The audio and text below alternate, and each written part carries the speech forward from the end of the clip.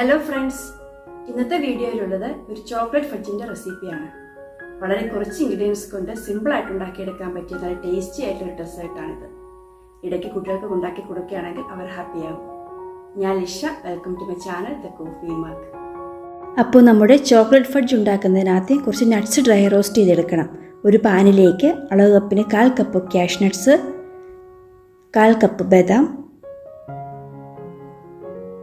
1/4 cup പിസ്ത ഇവയെല്ലാം ഇളക്കി കൊടുത്തുകൊണ്ട് റോസ്റ്റ് ചെയ്തെടുക്കാം.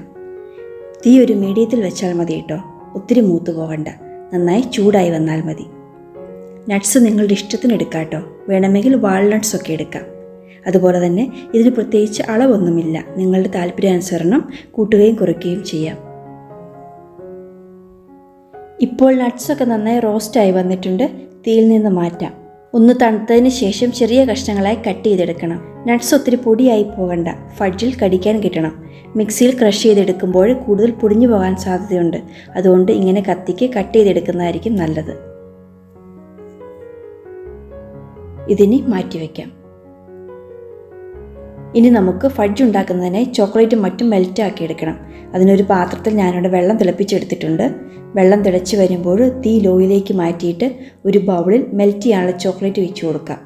അതിനായി ഞാൻ എടുത്തിരിക്കുന്നത് 350 ഗ്രാം ഡാർക്ക് ചോക്ലേറ്റ് ആണ്.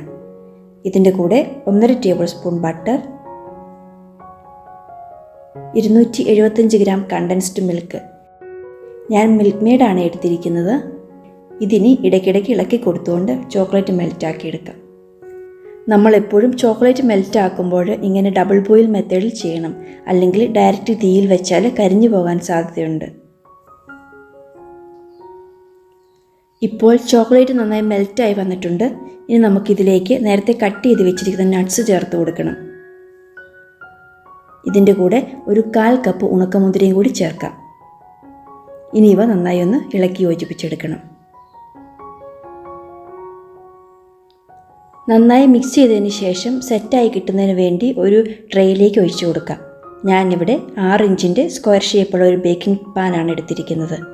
ഈസി ആയിട്ട് ഡീമോൾഡ് ചെയ്യുന്നതിന് വേണ്ടി പാനിൽ ബട്ടർ തൂത്തിട്ട് ബട്ടർ പേപ്പർ വിരിച്ച് വെച്ചിരിക്കുന്നതാണ്.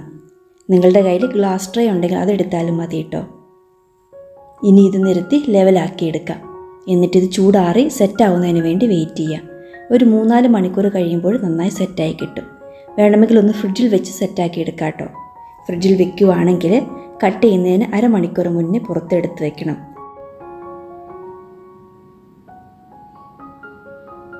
ഞാനിത് ഫ്രിഡ്ജിൽ വെച്ചിരുന്നു, അതുകൊണ്ട് ഇത്തിരി കട്ടിയായിട്ടാണ് ഇരിക്കുന്നത്. അത് കുഴപ്പമില്ല, കുറച്ച് കഴിയുമ്പോൾ സോഫ്റ്റ് ആയിക്കൊള്ളും.